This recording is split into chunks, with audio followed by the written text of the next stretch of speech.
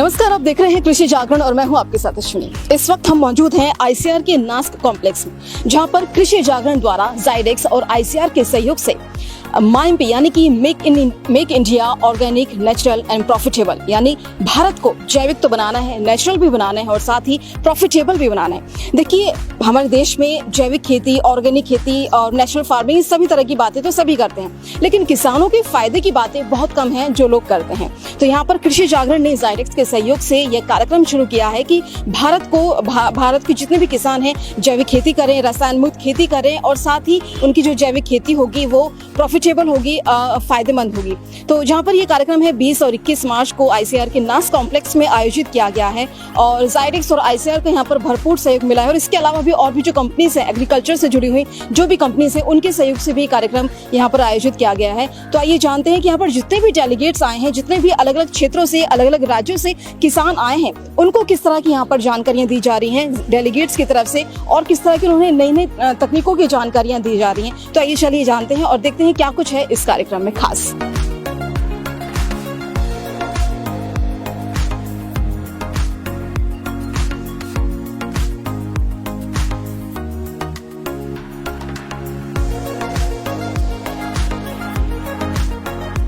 मेरे ख्याल से ये एक मिश्रित तरीके से काम चलेगा।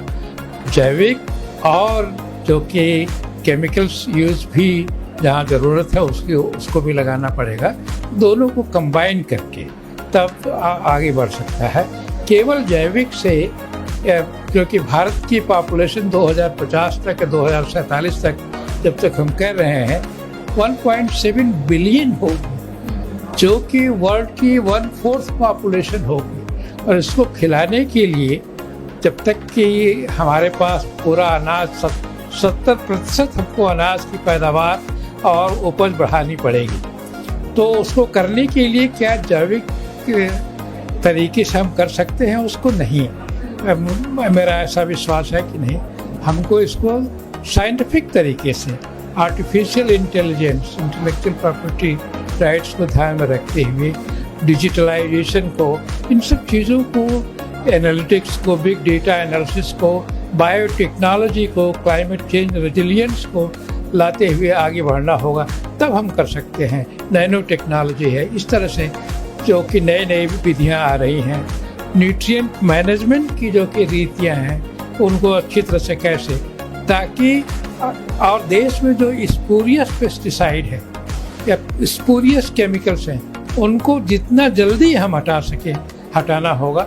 इन सब चीज़ों को ध्यान में रखते हुए अगर चलेंगे तो हम सबको मिला जुला करके आगे बढ़ सकते हैं। केवल कहिए कि जैविक से हो पाएगा तो ये कहना संभव नहीं है।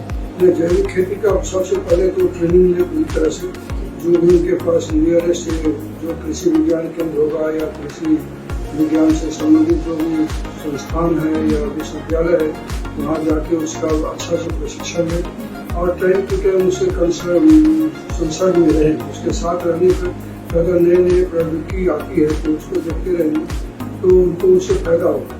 फिलहाल जैविक खेती अपने आप नहीं हो सकता, आपको ट्रेनिंग तो लेना ही पड़ेगा। ट्रेनिंग लेने के बाद ये नई नई तकनीकी आजकल आ रही है, जितने भी रोबोटिक्स, सेंसर्स का है, इस सब का वो उपयोग जितना करेंगे उतना अच्छा। और उसके लिए उनको ट्रेनिंग लेने की आवश्यकता है। अच्छा हो तो यदि कहीं डिप्लोमा कोर्स है, कहीं डिग्री कोर्स दे रहा है, जैसे आईसीआर ने भी कुछ कोर्स शुरू किया है, तो उसमें यदि लिए तो उनको उससे फायदा होगा। उसको लेने के लिए मैं आह्वान। जागरण समूह ने ये पहल की है कि देश को जैविक कृषि के माध्यम से जैविक उत्पादों की ओर लेकर जाना है। देखिए, हमारी कृषि में जो रसायन का बेतहाशा उपयोग हो रहा है उससे हमारे जल स्रोत, भूमि की सेहत एक्सेट्रा और पर्यावरण पे बहुत ही प्रतिकूल प्रभाव पड़ रहा है। और ये मनुष्य के भविष्य के लिए और सतत विकास के लिए आवश्यक है कि पर्यावरण और मनुष्य जीवन के बीच में संतुलन बनाए रखा जाए। और ये जो पहल की है, मैं समझता हूँ कि 2047 तक भारत को जैविक देश की ओर का दर्जा दिलाने की बहुत अच्छी पहल है। और इसमें जो आज सभी लोगों में बहुत उत्साह था, विशेषज्ञ आए हैं, किसान लोग आए हैं, नीति निर्धारक आए हैं, सभी मिलकर इस सोचेंगे तो सफलता अवश्य मिलेगी। को देखिए, जागरूकता बढ़ाना ही एक इसमें एकमात्र उपाय है। इसमें कोई खर्चा बहुत ज़्यादा नहीं है, बल्कि जो कन्वेंशनल फार्मिंग है उससे तो कहीं कम खर्चा है इसमें, तो किसान के लिए बेनिफिशियल भी है ये सिर्फ लोगों के मन में एक वहम रहता है कि इससे उत्पादन कम हो जाता है या इसकी एक्सेप्टेबिलिटी अभी नहीं है या उसका अभी एक तरह से सर्टिफिकेशन वाला कोई ऐसा सिस्टम नहीं। थोड़ा सा इसको स्ट्रक्चर्ड वे में इसको प्रमोट करना पड़ेगा पूरे देश में, और आई थिंक जो नेशनल मिशन प्रधानमंत्री जी ने ऑलरेडी लॉन्च कर दिया है इसके लिए, और 1 करोड़ फार्मर्स को उन्होंने जो टारगेट रखा है कवर करना है अगले कुछ सालों में, और इसके लिए आई थिंक भारत सरकार और कृषि मंत्रालय बहुत तेज़ी से कार्य कर रहा है। तो आई थिंक वो दिन दूर नहीं है कि जब हर किसान इसको अपनाना चाहेगा और सभी के हेल्थ के लिए बहुत अच्छा रहेगा। ये किसानों के लिए बहुत ही लाभदायक है। इसका कारण ये है कि अभी किसान की जो प्रॉफिटेबिलिटी है वो बढ़ाने की बहुत ही ज़रूरत है, और उसमें ऐसा हमें लगता है कि अभी प्रॉफिटेबिलिटी जो है वो सॉइल फर्टिलिटी के माध्यम से ही आती है। तो सरकार ने जो सॉइल हेल्थ कार्ड का पहले संकल्प बनाया था, उसका ही ये आगे का एक एग्जाम्पल है। और ऑर्गेनिक जो है वो उसका अवेयरनेस कंज्यूमर में बहुत बढ़ रहा है, तो कंज्यूमर में बढ़ रहा है, कंज्यूमर को ऑर्गेनिक चाहिए, तो फार्मर ऑर्गेनिक कैसे करे और ऑर्गेनिक के पहले रेसिड्यू फ्री कैसे करे। अभी हमारे जो फार्मर्स हैं वो ऑलरेडी अभी प्राइम मिनिस्टर ने संकल्प लिया है कि नेक्स्ट ईयर में और नेक्स्ट बाकी आने वाले बरस में उनका जो ऑर्गेनिक प्रोड्यूस है या सिंपल और एक्सपोर्टेबल प्रोड्यूस है वो 100 बिलियन तक जाना चाहिए। अभी जब आप एक्सपोर्ट करते हैं तो आपको रेसिड्यू फ्री बनाना पड़ता है, और फिर एक बार रेसिड्यू फ्री उनको संकल्प जो करते हैं और उनको करना आता है तो कंज्यूमर जो इंडिया में है उनको भी ऐसा रेसिड्यू फ्री खाने की ज़रूरत है। तो वो कैसे करे, वो ऑर्गेनिक का पहला एक पायंडा रेसिड्यू फ्री लेबल आना चाहिए, और प्रोसेसिंग में सेक्टर में अगर ज़्यादा FSSAI ने काम किया तो फिर कंज्यूमर को भी हमें रेसिड्यू फ्री खिलाना आ सकेगा, और फिर फार्मर की प्रॉफिटेबिलिटी जो है वो हम ऑर्गेनिक जो है रेसिड्यू फ्री से बढ़ा सकते हैं। तो ऑर्गेनिक के पहले मुझे लगता है कि रेसिड्यू फ्री आना चाहिए, उसके बाद में फिर इंडिया ऑर्गेनिक जो लेबल है कि ऑर्गेनिक फार्मिंग जो है वो आना चाहिए। मगर जो रेनफेड फार्मर्स है उनके लिए ऑर्गेनिक फार्मिंग बहुत ही यूजफुल है, क्योंकि हमें पता है कि इंडिया में इतना सारा इरिगेशन जो है अभी सभी गांव तक पहुंचा नहीं है। तो जो फार्मर्स रेनफेड प्रैक्टिस करते हैं उनके लिए ऑर्गेनिक तो है लाभदायक ही। अभी आज का ये जो फंक्शन अभी यहाँ जो हो रहा है, ये जो मीट हो रही है, ये इंडिया के एक इतिहास में ये पहली बार एक ऐसा कंस्ट्रक्टिव वर्क की तरफ बढ़ रहे हैं हम, कि जो यहाँ की जो सॉइल की फर्टिलिटी जो दिनों दिन खराब हो रही है, जो एक्सपेंडिचर बढ़ रहा है, और दूसरा ज़मीन में जो केमिकल फर्टिलाइजर इतने ज़्यादा मात्रा में आ रहे हैं और जो रासायनिक खेती हो रही है उससे पूरे ज़मीन में, और ये कैंसरस यानी कार्सिनोजेनिक जो कंटेंट्स आ गए हैं, और जिसकी वजह से पूरे देश में 140 करोड़ की जनसंख्या है, और यहाँ के जितने 6 लाख गाँव हैं, हर गाँव में आप देखेंगे तो कम से कम आज के तारीख में 5-6 से ज़्यादा कैंसर पेशेंट हो चुके हैं। इनको इलाज करना आगे चल के संभव नहीं है, उसके अलावा स्वास्थ्य के ऊपर विपरीत प्रभाव पड़ रहा है, लेकिन इसका कोई सब्स्टिट्यूट अभी तक कोई दे नहीं पाया कि आखिर अगर हम केमिकल फर्टिलाइजर, पेस्टिसाइड, वीडिसाइड ये सब बंद कर देंगे तो खेती संभव नहीं है। ऐसा लोगों का मानना था, वैज्ञानिकों का भी यही मानना था कि संभव नहीं है। दूसरा, इतने बड़े मात्रा में, और 140 करोड़ क्या, हम तो पूरे दुनिया को पालने की हम बात करते हैं, और यदि इतना अनाज पैदा करना है तो यदि हम इन चीज़ों को छोड़ देंगे तो हमारी प्रोडक्टिविटी अफेक्टेड हो जाएगी, हम इतने लोगों को नहीं उत्पादन कर पाएंगे, ऐसा अब तक मानना था। लेकिन आज यहाँ पर ये जो मीट हो रही है, इसके द्वारा ऑर्गेनिक खेती, जिसको कहना चाहिए जैविक खेती भी कह सकते हैं, गौ आधारित खेती कह सकते हैं, इसका उपलब्धता कम होती है। अभी तक ये माना था कि हम एक बोरा इसका गोबर की खाद तो तैयार कर सकते हैं, लेकिन वो तो किसी 1 एकड़ के कोने में केवल पूज जाएगी।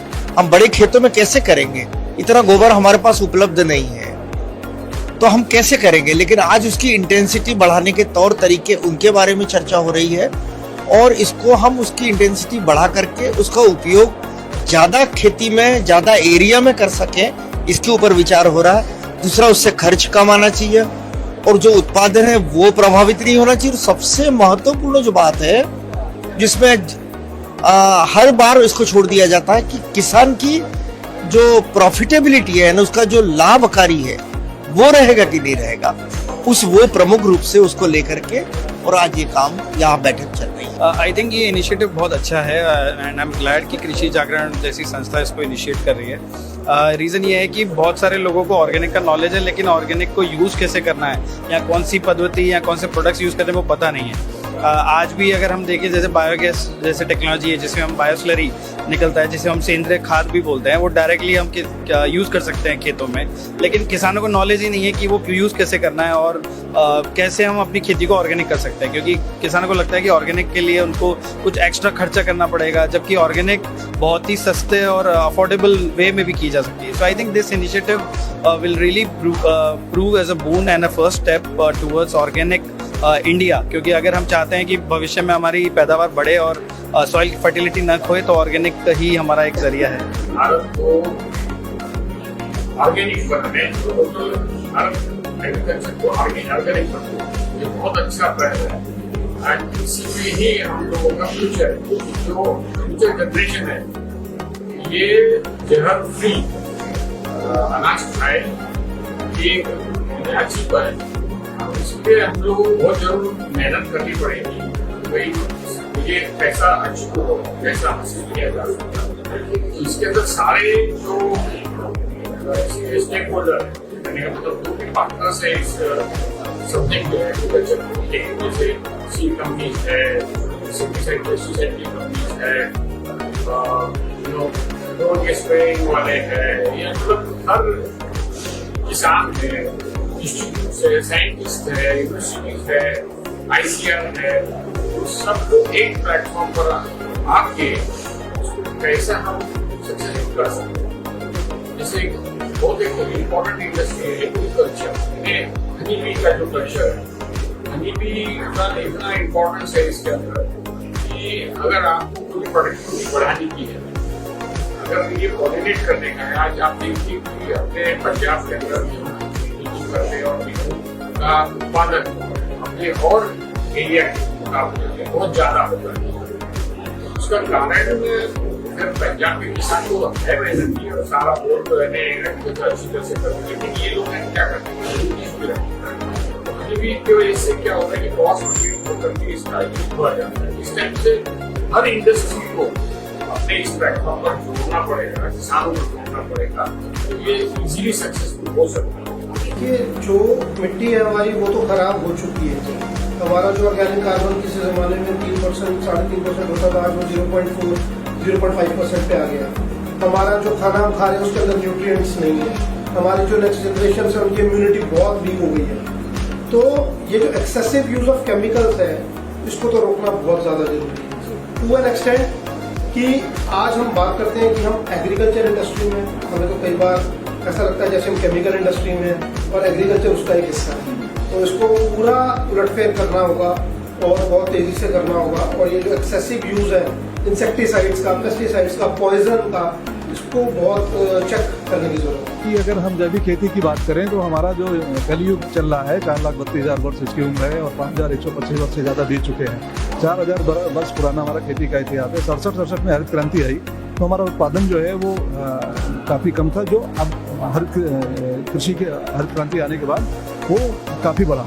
उत्पादन तो बढ़ गया, लेकिन हमारी जो सेहत दिनों दिन खराब होती जा रही है। अभी एक सिंपल प्रयोग उत्तर प्रदेश में एक अधिकारी ने शुरू किया कि IPM टेक्नोलॉजी का इंट्रोड्यूस कर दिया।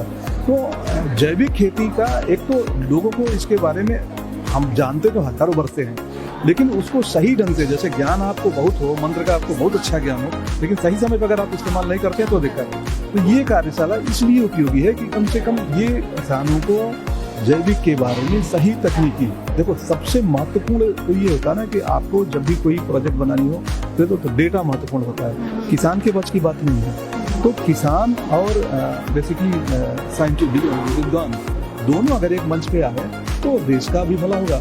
और हमारी जो दिन आज ढूंढ लीजिए, नहीं गांव में तो ब्लॉक लेवल पे आपको जरूर कैंसर के पेशेंट मिलेंगे। अंधाधुंध जो रसायन का इस्तेमाल जो कर रहे हैं, इवन लगातार हम खुद देखते हैं, जैसे जो सीधे ले रहे हैं, सबसे ज़्यादा फल और सब्जी के माध्यम से जहर हमारे शरीर में जा रहा है। अब ये हमारा दुर्भाग्य है कि जानकारी, एक तो किसान को जानकारी नहीं है, अगर जानकारी है तो उसका विकल्प नहीं है उसके पास। तो ये विकल्प निकालने की भी दिशा में एक महत्वपूर्ण कदम है। अब इसमें यही होगा कि जैसे जय जवान जय किसान का जहाँ होता है ना, जय जवान जय किसान के साथ साथ जय विज्ञान भी जुड़े, और इसके साथ साथ ऑर्गेनिक के सही नीयत से और एक प्लेटफॉर्म पे अगर लोग काम करेंगे तो निश्चित तौर पे आने वाला भविष्य जो है वो उज्जवल होगा, और हमारे आने वाली जनरेशन जो है कम से कम जहर मुक्त रसायन से निजात पा सकेगी।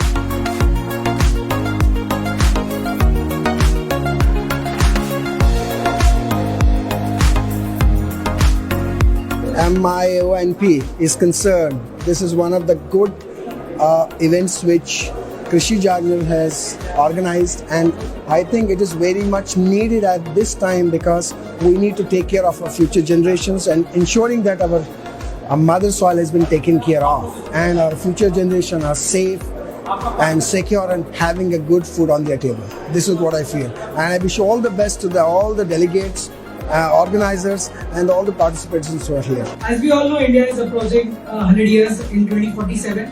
By the time we are targeting our mission MIONP 2047.